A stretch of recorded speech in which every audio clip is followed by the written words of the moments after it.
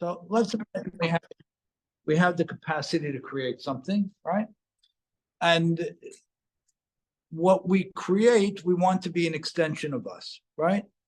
Think of our children, right? We want them to be an extension of us, but we want them to express themselves, right? But we have an overarching caveat in our creation mandate. Our overarching caveat is that we want that which we create to be able to achieve the greatest good. So in other words, we don't want mediocre students. We want people who have the capacity to be superstar students. We want people who can be. Hi, Flora.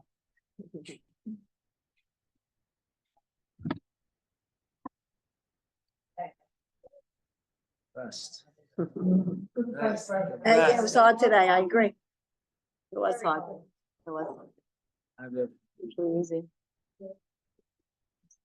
So this ratzon to create, this will to create,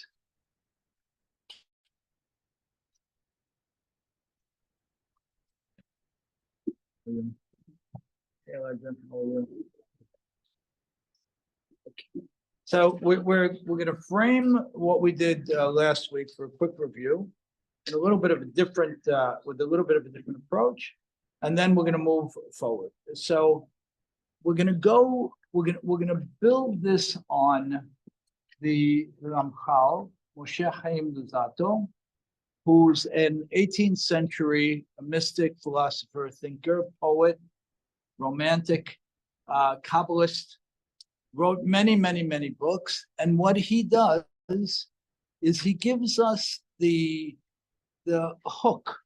He gives us the handle to reach into levels of Kabbalah that are otherwise inaccessible to people like us.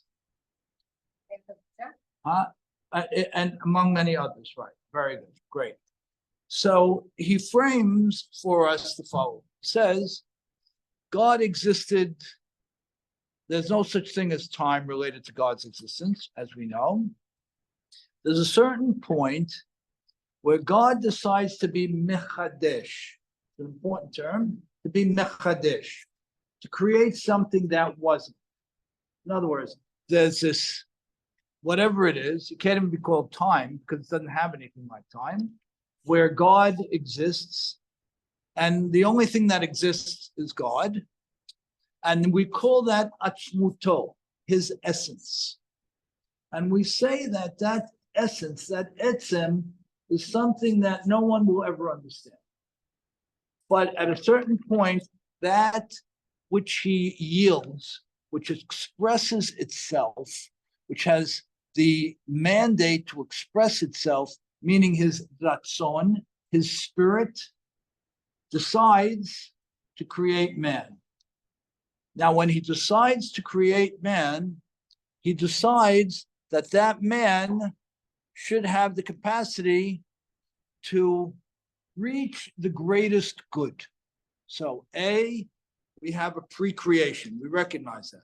B, we have a point of creation. B.1. The point of creation is framed by the following. I'm going to create something, God says, that can enjoy an extraordinary good. Good? Great. So, and that extraordinary good comes from what we call Ratzon Hatov, God's goodwill, is creating something that can enjoy extraordinary good. Now, so to enjoy that good, God reasons, we have to give this creation access to just about everything. So we're going to take us folks here on Ocean Parkway, and we're going to give us access to just about everything, meaning that even though we live in a very physical place, we have access way beyond that. Okay, that's the given. Okay, now in order to enable us to have that access, the premise of our creation has to be knowledge, light, that which is everything. And therefore, God creates Shamayim Be'aretz, the heavens and earth, in one thought, to frame for all time the absolute access and connectedness between one and the other. So we're not limited to the sciences here, to what man can establish here. We have a remarkable capacity. We can keep pining and removing things that, removing curtains, and find more and more. And when we think about the creation of man, we have to understand that man wasn't created like the lion or the tiger or the bear. The man was created with this capacity of absolute good. And how do you reach the greatest possible absolute good? Through an intellectual awareness and possibility that is not limited, almost unlimited. Okay, so for that reason, God's going to create with thought. God's going to create with light and intellect. For that reason, man is going to have a real role and a demand and a possibility. And we're going to be very similar to this ratzon, the will of God, the absolute goodwill. Now, question then comes up, and we're going to just touch on this for a minute, but we're going to go back more into it in detail when we talk about Yaakov, Esav, and those great giants. Well, where does good come in, and where does not good come in? Right? What about the absence of good? How do we want to look at that? If God is all good, and his ratzon, his will, which is what he uses to create this new creation, the primary focus point of it being us, then where does bad come into play here? Is bad a thing? Is it an absence of a thing? How do I relate to it? Absence of good. Is it the absence of good? Distance from good. Okay, so we're not gonna talk about it now, but we're gonna talk about it going forward, right? So what is bad? What is it? It just means you're not growing. or I not don't know. I don't want to answer the question. I just want to ask the question now, right? I don't want to answer it. I just want to ask it.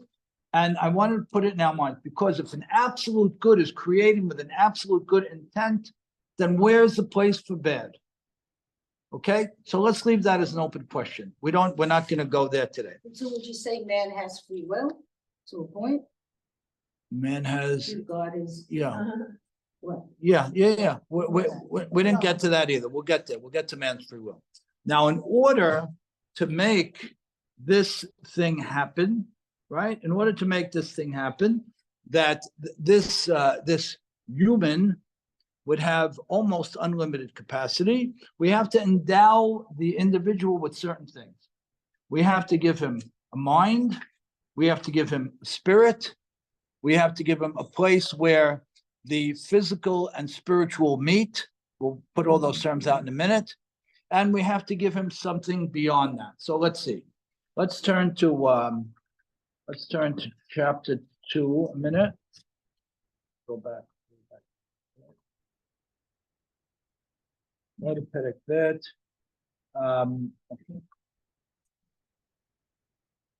Page 10. Second. Yeah, 1 second.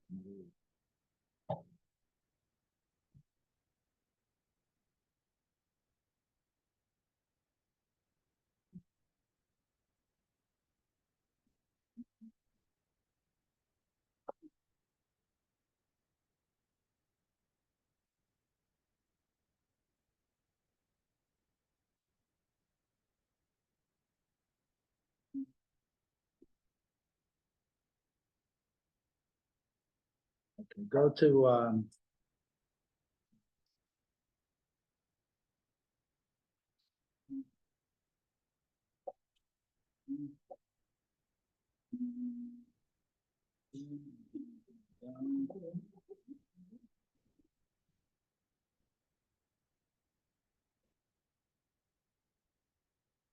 Okay, go to Pasuk 7, page 10.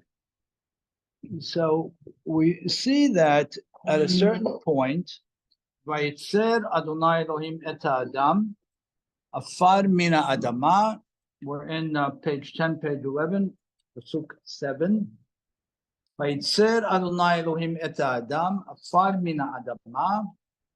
That God now refines the human being.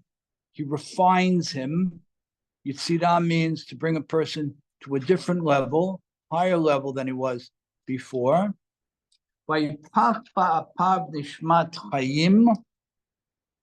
on this last time, just reviewing it quickly. What would that mean? We said that the term hayim, bottom of the page, is life here and life in the next world. So there is no such thing as a limited life from this perspective. So man is refined. He's given another endowment. Ha'adam the nefesh chaya.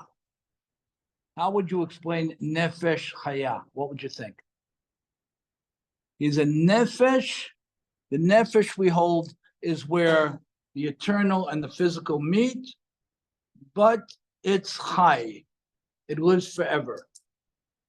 So how would you wrap this up? Let's take it back to the beginning. Man is created, right? With everybody's help.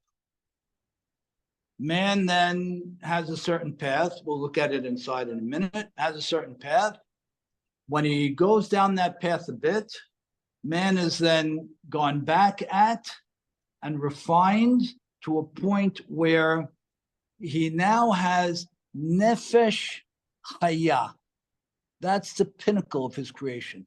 Nefesh chaya. What does that mean? Nefesh living is the soul? So what's that? A lifelong soul?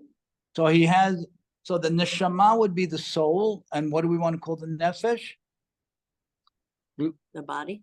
Uh, Body we- and soul? We want to call the nefesh this meeting place.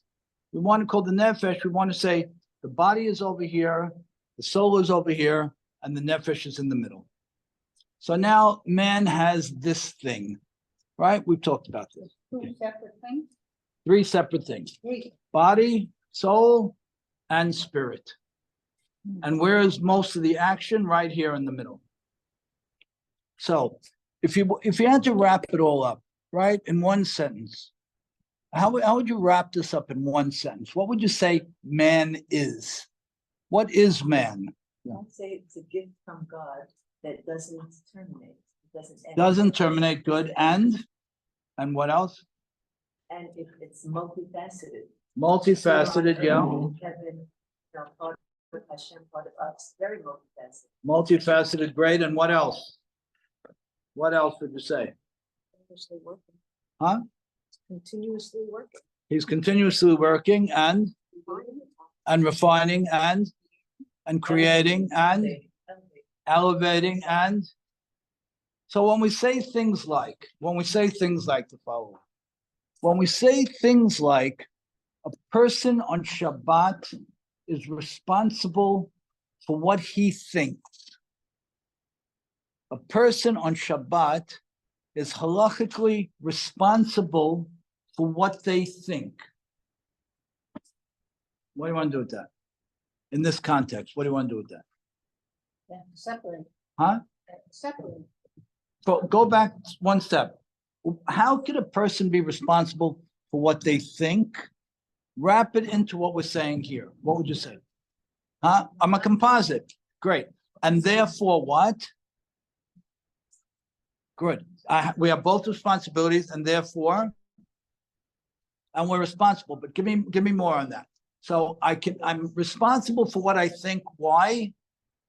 That's what I It's think I taking am. you out of. Because I think, yeah, but I'm responsible in big terms, in global terms, what I think.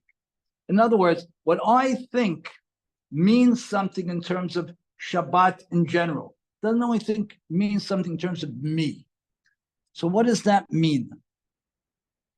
Spiritual essence combines with Hashem's spiritual essence. That's right. That's exactly right. So when I think something and we each think something, those aren't independent. Those are collective and those form something. So therefore, when we say things like, we're responsible for what we think on Shabbat. What are you talking about? What are you talking about? It's not an action. It's not even a word. So what I think on Shabbat, what does that have to do with anything? 1 second. What you think on Shabbat will shape you, the individual. Now that's obvious. But what you think on Shabbat will impact this overall reality that we all contribute to building all the time. So what I'm thinking is acting all the time because it's not just in my head, it's everywhere. So you could take a couple of scenarios. You could say, you know what? A person lives, God willing, a long and healthy life. They do their thing. They're on their track. They run it as long as they run it. And that's that. I feel like you're saying, like when someone fasts, they're part of the whole kahal, that we're thinking and doing, they're all feeling the That's same right. thing. That's And on right. Shabbat, if you're thinking about yourself as a one person, as part of being part of the many by not thinking.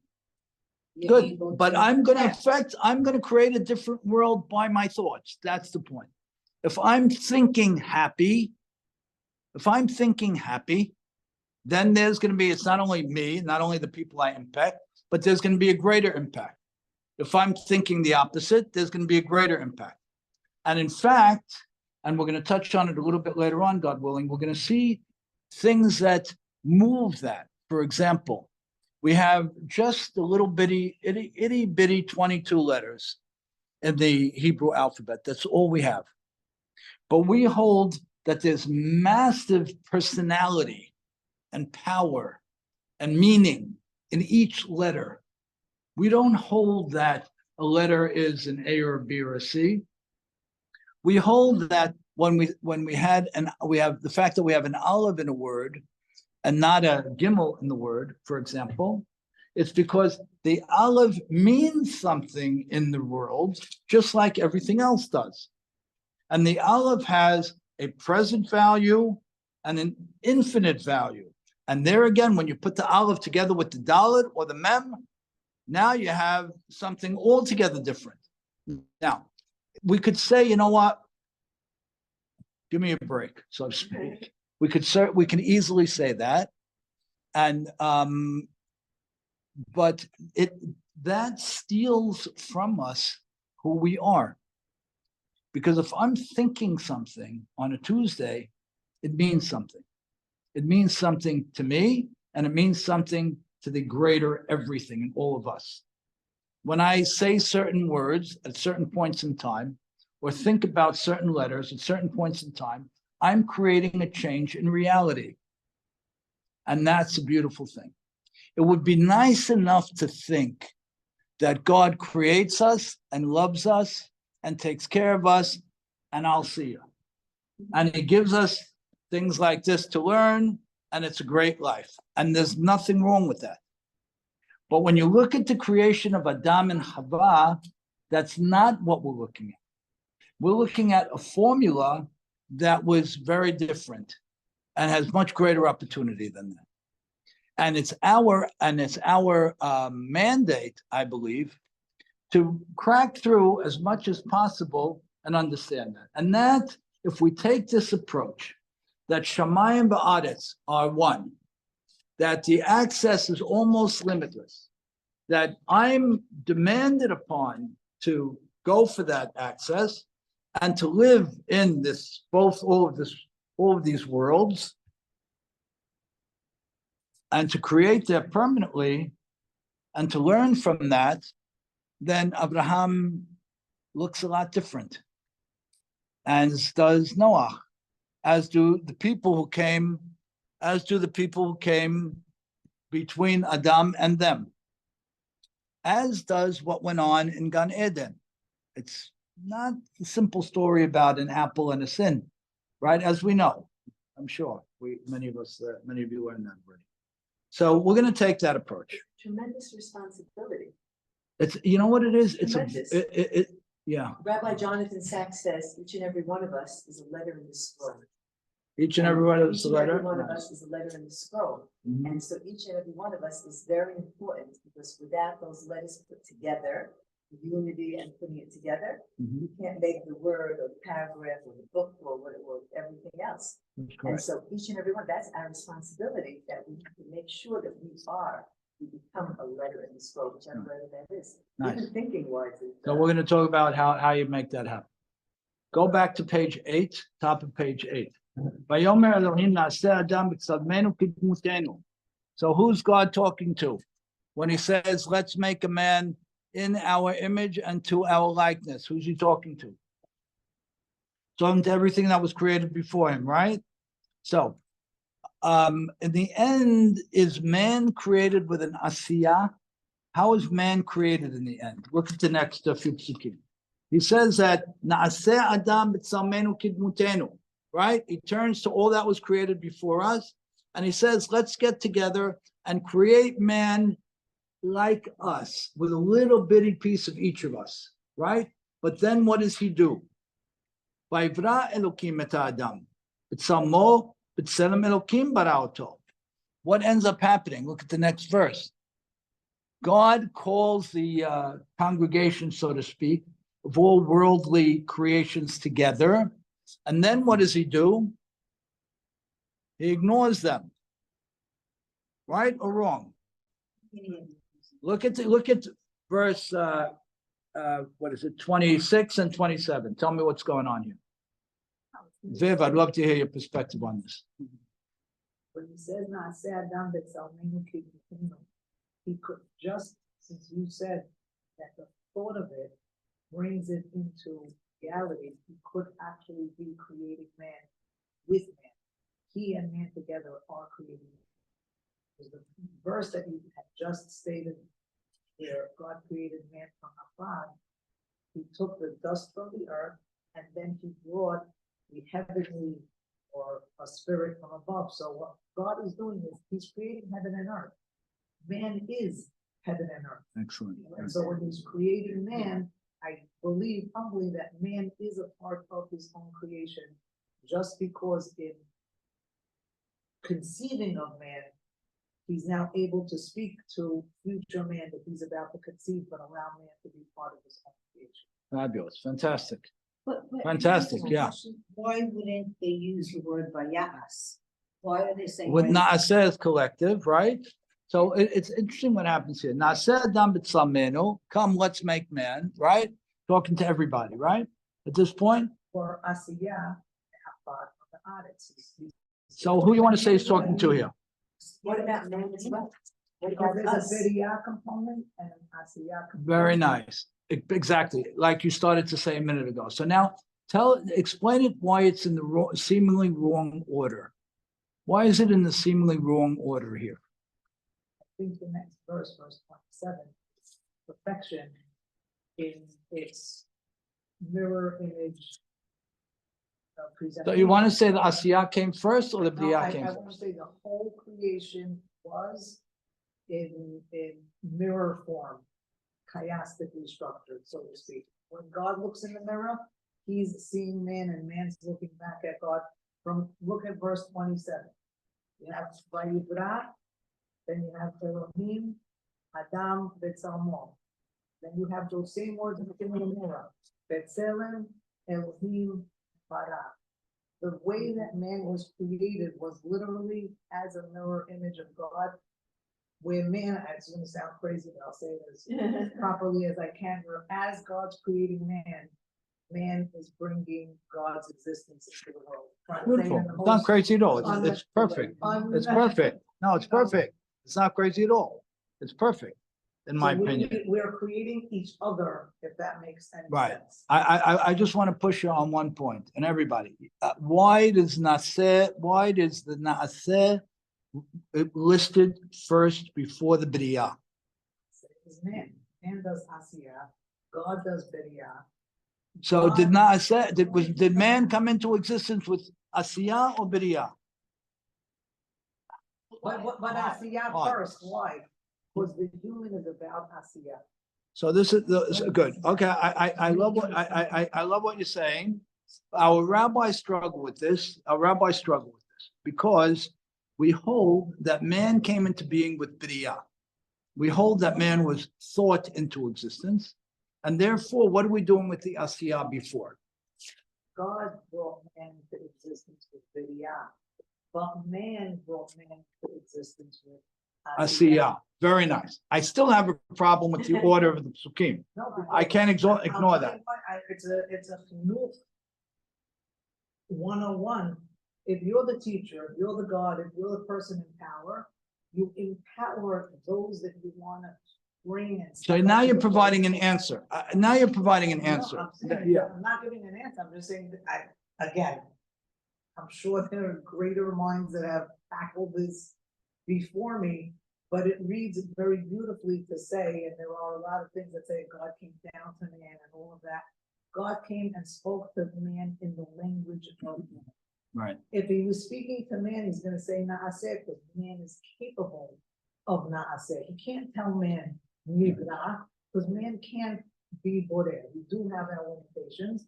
And so if indeed God is including us in the creative process, he's gonna use language that we could express. So let me give you the perspective that some of the rabbis bring down overview and let me know your thoughts. Yeah. Okay. The perspective is as follows: that God reaches out to the Palmalia Shalmala Vimata, right? Like that the all of the players, the heavenly players and the earthly players, right? He reaches out to all of them. And he says, let's get together, let's talk, so to speak, right? Let's get together. Let's see, can we create something that it's a composite of all that you are and all that you are? And the angels, so to speak, say, I don't know what you're talking about. It's impossible. I can't create something that's all of what I am and what the lion is or what the apple is. That's not possible. And the same thing comes from the more practical side of the world, right?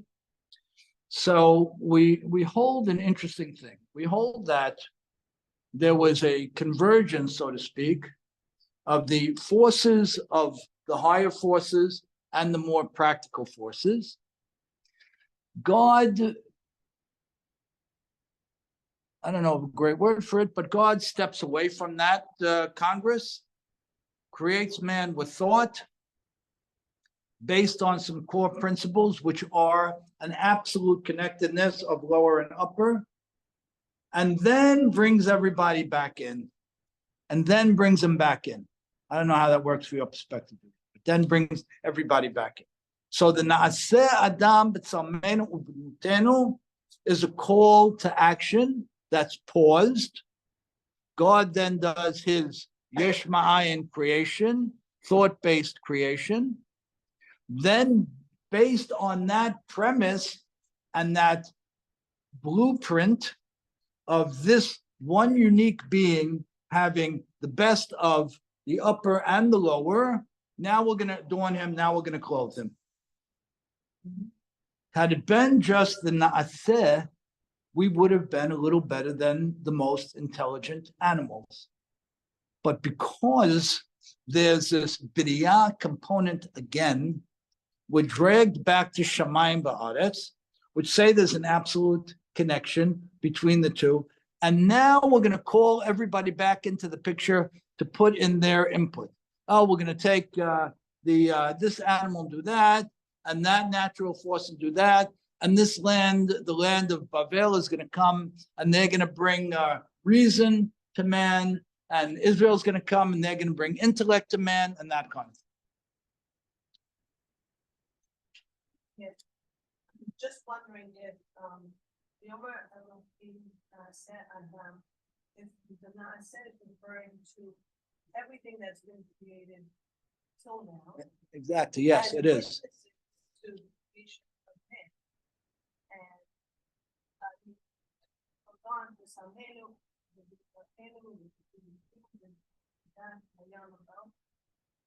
meaning he's gonna be a part of everything that we stand for, all of us, Right. the heavens and the earth, and he's what it's for. So you all need to be here and witness because he's a part of us, he's the essence of all of it. Good. So how was man created based on that? What you said is He's not exactly what the created pasuk said, He's huh? not really created yet. The thought of man is being brought to everybody's Right. attention, all of creation's attention, as kind of like, witness it, this is what's going to happen. Beautiful. That's effectively what many of the rabbis say, or Simple solution is that there were two phases, the physical creation of man and then the godly divine part of man. very, very nice, very That nice. supports here, the physical part is the Na'aseh part that's gonna rule over the Yam and the oath. Notice how they mentioned the bottom first and then the top. This is the physical man, I'll use the term, was created from below to above. He's created from the ground up.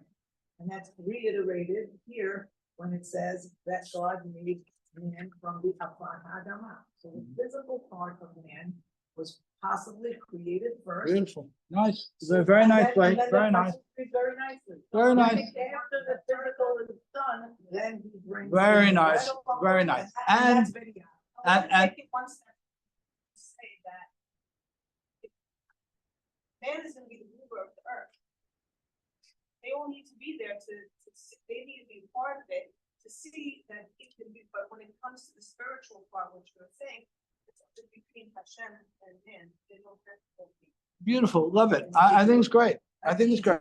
That's It's not complicated. I think it's very nice. I think it's very nice. So you want to hold that there was the physical element created as a composite, right? And that's your asiya, because that can only be, That was created first. and that was great. Okay, I'm gonna put that in, I have to put that in parentheses. I'm gonna put in parentheses, but I hear it. I love it. I love the approach. I love the approach. I love the approach. And I happen to, I love it. I love it. I love it. I can't say I agree with it. I'll get into trouble if I say I agree with it, but I love it. Okay, But even Huh? I think when he created everything else, it doesn't mention the thing that he thought about everything else. And all other animals in the sky and everything, only with men he thought. right. So Oh, that's- and that's what with very- some of the animals, he thought too, actually. He actually thought with some of Oh, the he animals. did, 'cause I Yeah, thought it was yeah, only yeah. with men that Yeah. he thought, and that gave it an extra, Yeah. depth. It does, but I want to build on Vivian's point. I want to build on Vivian's, okay? We can't say, and I know this is not what Vivian's saying, we can't say that the lions, the tigers and bears and the plant kingdom, etc., created man. We can't say that, although it's a very exciting idea, but don't tell anybody. It's a very exciting idea, right? Because it plays on the idea that what was created can create. I think it's fantastic. I really do think it's fantastic. What was created can create. And where did we see that for the first time? Who remembers? Where did we see it for the first time? That's video set. Yeah, great. That the land created the plant kingdom, right? The land creates the plant kingdom. God doesn't create the plant kingdom. Day 3, right? Yeah, the land created it. So now if you're going to tell me that the collective effort of the physical creates the physical man, beautiful, the golem, right? Golem is an accepted concept. Golem is this mindless, soulless, man-like being. Rabbis created golems. Rabbis had the ability to do this, right? It's not golem because there is an element of the shamayim. Not Beautiful. yet. He's saying not yet. Ah, But I think it's there. originally, I think it's part of the physical part of of the man. first part. Yeah, and then the breath of God comes in. So this is the argument. This is the classic argument. And it's beautiful. When do you plug it in? Ah. When does? No, man- there's Mo- yeah. Like the animal soul, whatever, the lower level of the soul is in man and the animals, in that initial. Right, that doesn't dispute what she's saying. You can't ignore the animal soul. Right, very nice. You can't ignore the animal soul, and the animal soul can be in and not a sin. And the animal soul but now you have a little bit of a rub. We had a little bit of a rub that, let's talk about it for a minute. When a little bit later on, the handful of psukim, man goes back, and what does he do? Names the animal. He names the animals, right? Which we said last week means what? Give them their essence. He gave them their essence. He gave them their role in creation, right? He defined everybody's relationship one to the other. So if that's true, that happened a little bit later on, right? Who's building man here? Wasn't a lot of these things created like in their potential, like they weren't totally, like even the plants, like they didn't have. to Right. bring in They dirt, didn't- had to work the land for it to come out. Right, yeah. We're gonna talk about that. Yeah. Go back to the there and it's funny. Okay, good. But who's creating man? Yes, you're absolutely right. But who created man? Who? What? Not who. I What? think everything did. Jane said everything. Everything did. honestly, a microcosm of the world, isn't not even that they will witness our creation. but they're part of that? our creation. You- We have a part of everything in us. Yes, we have a part of everything. Great. Good. Okay. So we're gonna hold as follows for our purposes. We're gonna hold that there was a Naaseh stage, right? I'm gonna use the word practical, but it's not a great word. There was a physical shaping of what would be called man, what is called man, not what would be, what is called man, right? And then you want to say, and then God comes back and he connects all the circuitry to give him the altar reach. Okay, it's very nice approach. So what you're saying, everything is evolving from each other? It's all evolving from. It's all evolving, yeah, but we didn't come from monkeys. I know where you're going. She doesn't let go of the Channel 13 stuff. She never lets go. She did the Channel 13 Makot and she never got it. I just have one question. So that whole theory about everybody being involved in the creation of man.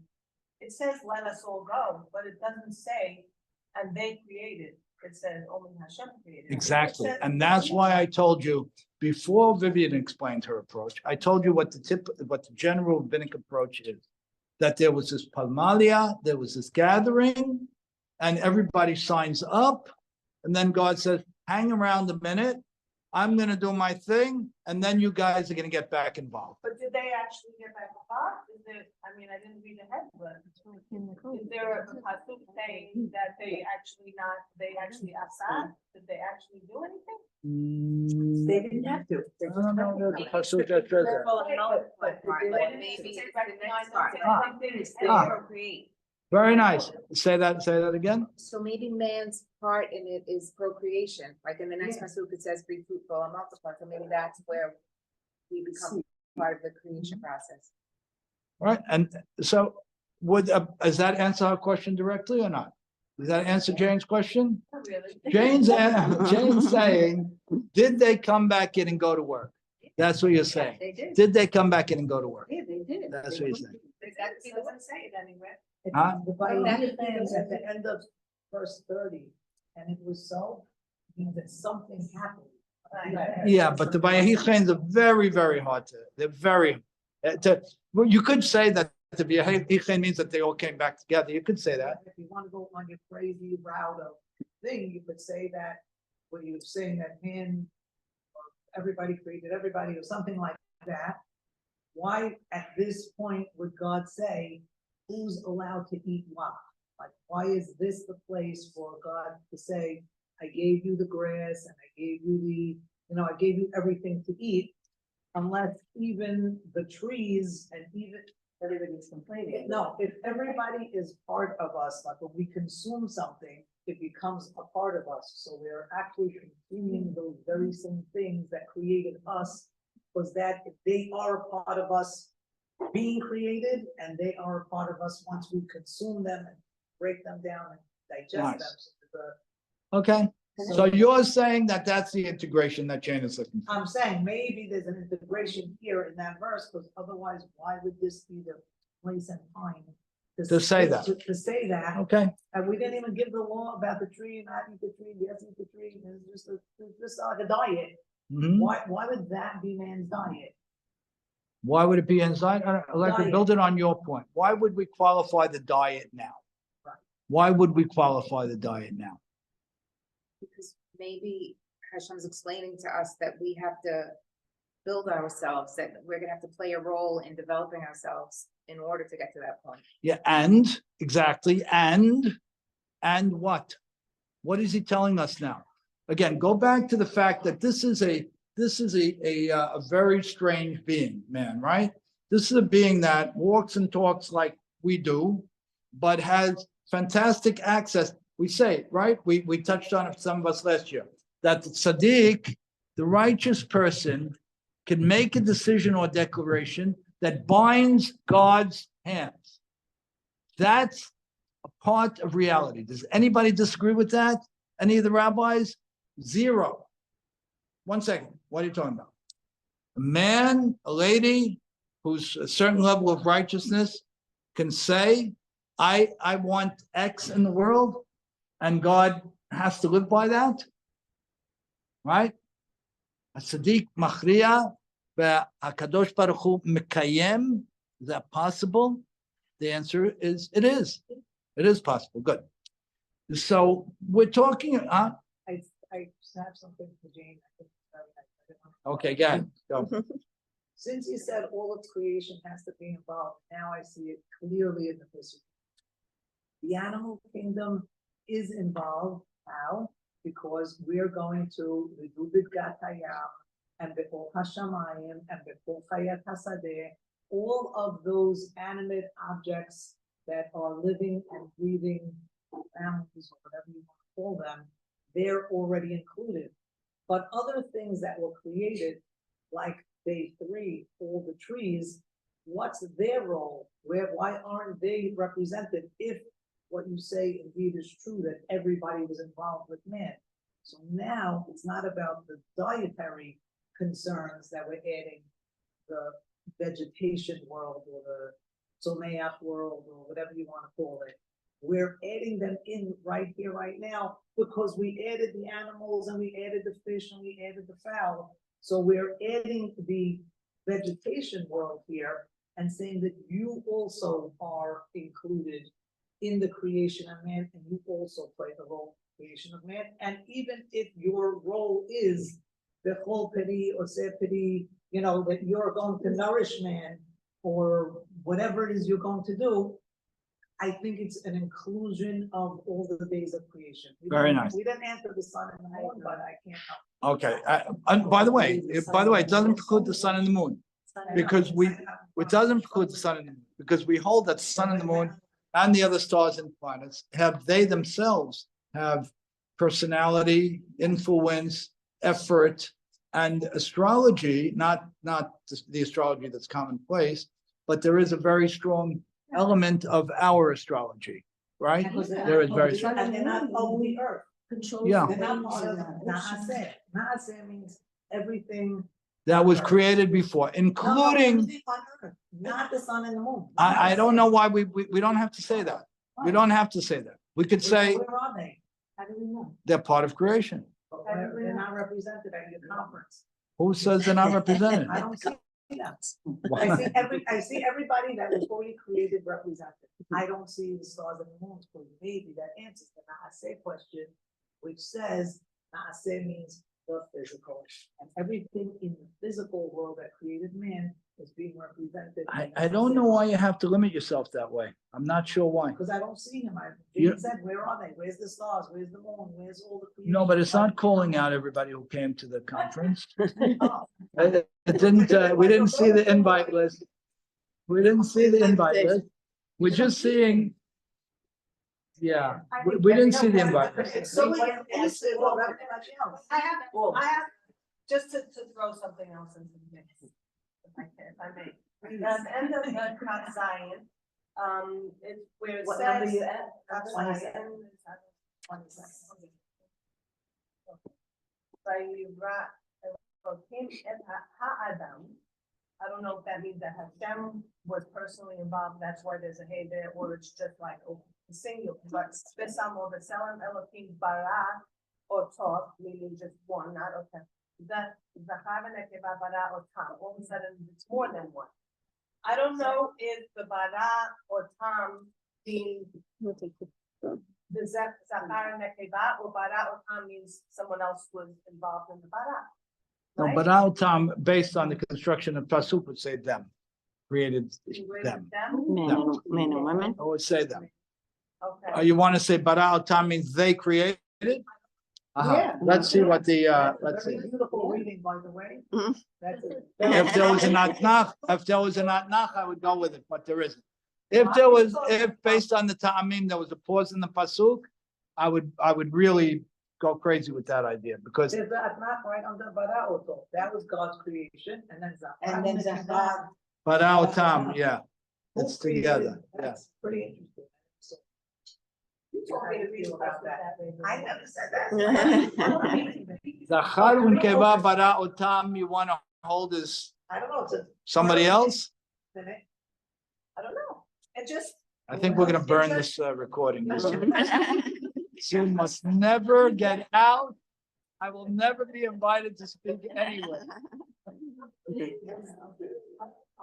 just seems a little Yeah, odd. it does. It is a little odd. And it doesn't follow the chiastic. It absolutely does not, But it does answer the question, what happened to them? Where'd they go? right? And Now the whole all of a sudden androgynous there's being, another- you feel more comfortable with that? Maybe that's not so crazy. Mm. I mean, the rabbis have no problem saying that God created man and woman stuck together. That nobody has a problem with. Nobody And has a it's problem. recorded in every Nobody has a volume. problem. No, That's not crazy, that's crazier. why? We see that can happen, No, I right? understand, but Jane gives a very. It's eloquent very, very way nice. to read it. It's a beautiful idea. It is, it is. Hmm. Okay. So where are we now? One way, let's try to nail down a couple of things. Where are we now? We're in the following place. We're in a place that has this order or that, but I'm gonna leave it to this order or that for now. Order A possibility is that we had an Asiyah first, and then we had a B'riyah, I'll pin you, right? Your opinion was that the Pamalia, that this crowd got together, they made us some type of low-level person. We still called him Adam. But which is something distinct, different than whatever else was. We didn't call him a better whatever, right? So we have this remarkable composite physical being like nothing else. In other words, there was no other physical being that was fashioned based on everything that was created before. So that means something. So that means there are stakeholders. Everything that was is a stakeholder in this human being. It means the human being is responsible for all those things, to all those things. They're part of what made him. Good, good. We're all okay with that. Great. Now we're going to say that 1A to that was God claws back his overarching perspective about creation, which is the Ratzon Tov, that I want this being to have the greatest good possible. And in order for that to happen, I will not limit him to what his first generation creators sculpted in him. I'm going to go back to the same terminology used when I outlined and hardwired the fact that heaven and earth are created with a free flow. I'm going to take that, I'm going to put it in him. And now he becomes that. Talking about chapter 2. Is that I'm talking about, no, I'm That's talking Zafar? about the Vayivra Elokim. Oh, you're still on. I'm still on that. I didn't even get to chapter 2 yet. Oh, I didn't get to chapter 2 yet, Let me right? say one thing. We're saying that everything had part of creating Adam. Now, when the Pasuk says, Zachar lekeva, it sounds like the Zachar created the woman.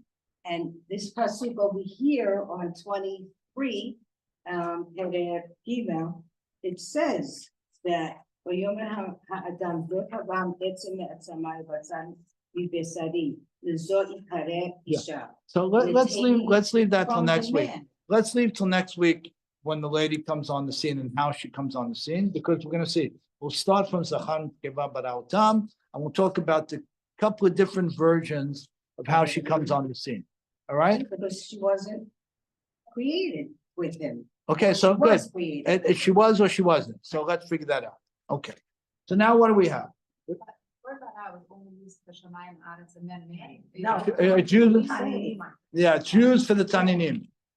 It's used, the Taninim are this super duper giant, and I think it's used for the animal kingdom as well. These Taninim are the super duper giant whales, right? That they're so big that one is in the bottom of the deepest ocean to be found at the end of time, and the other was taken in Shamayim and is used to feed the Sadiqim, whatever that means, which means we don't know anything about what the Taninim are. All right, we don't know what they Could are. we say they're dinosaurs? Well, they were dinosaurs. I didn't say there weren't dinosaurs. That could- I didn't say there weren't, but Taninin is definitely not. It's a sea animal. It's a sea creature. By the way, where do we see the Tanin reappear? Where do we see the Tanin? By Par'al, right? Good, Paraz is used when there's a spiritual lesson. excellent, good, excellent. What So about go back to that. Yonah? Yonah and the whale, is that part of the scene? Yonah? No? No, so go back to that. So when I use the word bara again, I know there's a spiritual component, there's some type of access here. Good. So now what do I have? Based on, if we pause here, we have this collective effort on an asiyah, on a practical level, a collective effort that makes this physical plus-ish man. Then we have HaKadosh Baruch Hu weighing in on the B'riyah level, which gives me to the point where a man can have Ruach HaKodesh, can have prophecy, can have an impact on the heavenly world, right?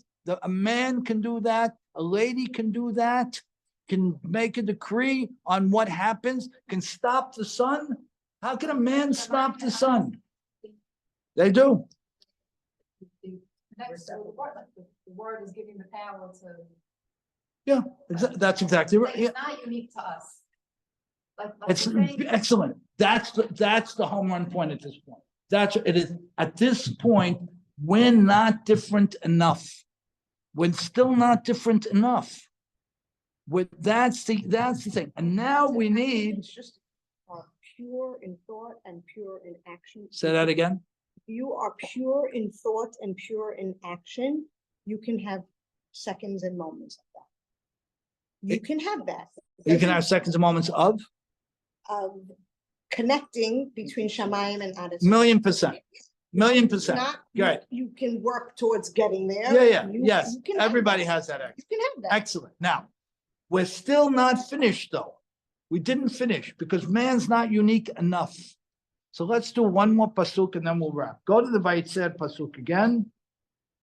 It's in the next chapter. I think it's, where was it? Yeah. Pasuk Zion, page 10. So now what do we have? Again, we touched on the fact that's the following. When I have one version of a story come after the other version, we hold that we're filling in the blanks, right? It's not linear. It sits above it and it fills in the blanks. Therefore, when we have the second Perek of Bereshit telling us the story of creation again, with a slightly different vantage point, it's filling in the blanks. Now, it appears that there was either B'riyah Asiyah, or according to Vivian's point, which is very exciting, Asiyah B'riyah, right? And then there's Yetzirah. You can't ignore the Yetzirah. Now, to Rachel's point, where she says that we're still not distinct enough, we're not. We weren't distinct enough. And by the way, what puts us ultimately over the top, puts us ultimately over the top is the creation of woman, which comes later, a little bit later, which brings with it another level. But at this point, let's just do this pasuk. Vayitzer Hashem Elokim et ha'adam afar min ha'adama. So we have the word yitzirah here. We have a new term used for creation, which means what? No, you didn't put it on. Okay, worth adding to the sheet. Mhm. To refine, perfect. So Yetzirah and a Yotzer is someone who refines, is like an oman, like an artisan, right? So Yotzer means to refine. So now we have a refinement. What terminology are we using with the refinement? We're using what? Amonai and Elokim, right? What have we been using for the most part until now? We're using Elokim. Why are we using Amonai here?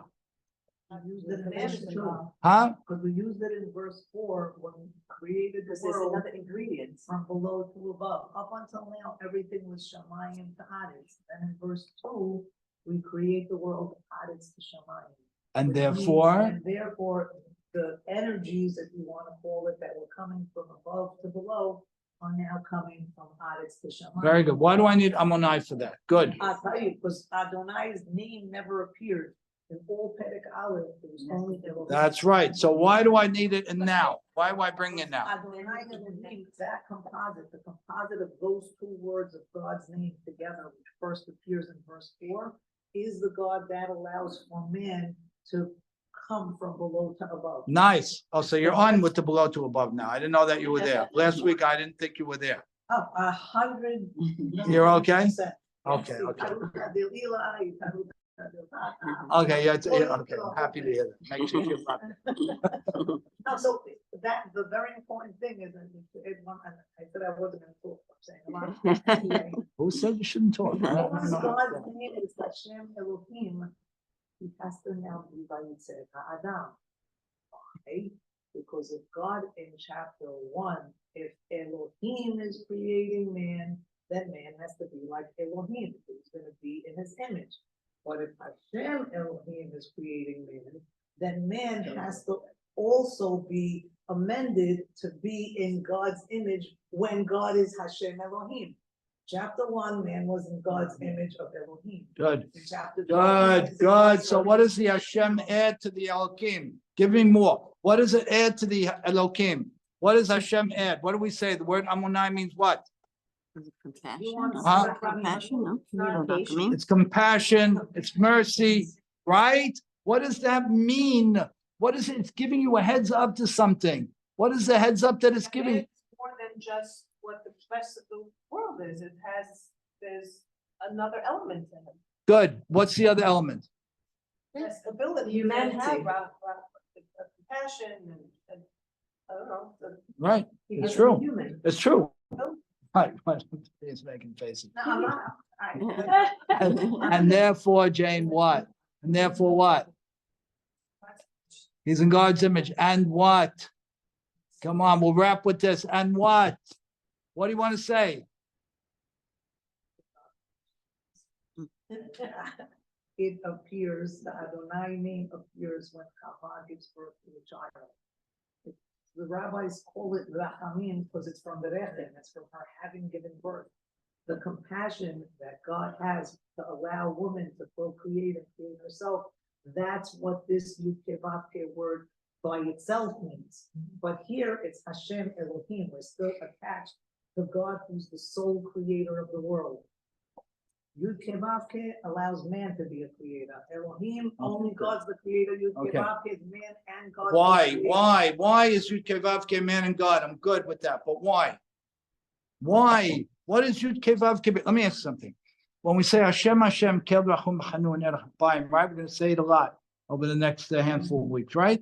What are we talking about? When we say the 13 attributes of mercy, what are we talking about? We're supposed to, Huh? we're supposed to emulate that We're- as best as we can without being affected by this world. here. Right, very nice. We're supposed to emulate that. What is that which we're emulating? What are we emulating? We're emulating something very interesting. Good, but there's another element to it that we don't talk about, right? You know what that element is? We say that Amonai is mercy, right? We're gonna go a lot further with Amonai, but we say Amonai is mercy, right? But that's cute. That's nice. But what Amunai means that he's giving me mercy, not me. He's giving the person mercy while the person is still kicking the dirt in his face. That's what doesn't make any sense. That's Amunai. The Amunai means that Rahmanut continues even when the person knows what he's doing, continues doing it, the Rahmanut continues. What are you talking about? You're gonna tell me the person doesn't know what he's doing? You're gonna tell me the person is on his way back? You want to be forgiving to him? Great. But you're gonna tell me Kel Rachum B'Chanun means that the person is spitting in his face, God forbid, so to speak, right? And during that time period, Elohim is still acting like Amunai. What is that? That's modernic. That's illogical. That's out of the construct of black and white. That has nothing. We're recognizing that we're afar min ha'adamah. Fine, but what it's also doing is it's introducing illogic in the absence of logic. It's introducing emotion. It's introducing empathy. What do they have to do here? Where does empathy have a place in the world? Where does sympathy? Where does forgiveness? Where did that come from? Where did it come from? It doesn't have any place here. Did you see it? Did we see anywhere where we're saying we got Rachamim? We don't have Rachamim in the picture here. There was no need for it. There was no need for it. But what we're doing here is we're sort of being we're being seated and we're being teased to say, you know what? You're gonna see how this man thing evolves. You know, we call it Gan Eden and a tree and an apple, whatever it might have been. You're gonna see how it evolves. I'm gonna tell you something from now. I'm gonna tell you that this world that should never have had a need for rachamim, never. There never should have been a need for mercy. Why would there be? If man has this fantastic access, right? If things are clear, why would I need mercy? But it's not forgiveness in real time. The mercy that Amunai describes is ongoing forgiveness while the person is still sinning. Whoever heard of something so absurd? It's absolutely absurd, right? If the person stopped sinning, but didn't figure out what he wanted to do yet, and God says, okay, I'm going to pause the day of reckoning on this thing. That would have been great. But what HaKadosh Baruch Hu does is he says, Amunai means that the human being is going to get this massive latitude of gray, where I'm going to keep forgiving him while he was knowingly doing the wrong thing. That's different than kapara. That's different than tzedikah. That's rachmanut. That's Amunai. That's what's built into this process. So what we're seeing here is that at this point, and it holds with the way we've been looking at it, a man is now given another layer of complexity and depth, right? Where the elements of spirit and soul are articulated, with the element of greater, the higher will, the Ratzon Elyon is articulated. Our rabbis baked that into this pasuk. And now we have this Superman, which is us. Now we have the Superman, which is us. And if I have the Superman, which is us, and that Superman can make all kinds of choices, then I'm going to have to use an Amunai here. And Amunai is going to have to come before Elohim. Otherwise, game over. And if I go back to my Bereshit bara shamayim ba'aretz, I don't see any reason, any need for Amunai. And I'd love for you to prove me wrong. I don't see any need for Amunai there. Because the access is there. The clarity is there. What do I need what do I need forgiveness for? So what Amunai is telling you is, oh, wait, guys, you thought you had this thing all buttoned up. It's fantastically complicated. You thought that you could reach the heavens with your minds. You can. You thought that meant that it's going to be clear as day. It never will be. And that's the journey. And that's why Amunai has to precede Elohim. Good. Thank you. Thank you. It's light. It's light. We're going Oh my light here. gosh. We're going light. Vivian, don't ever tell me again that you don't want to talk, please. Okay? Come on. Thank you, guys. Is there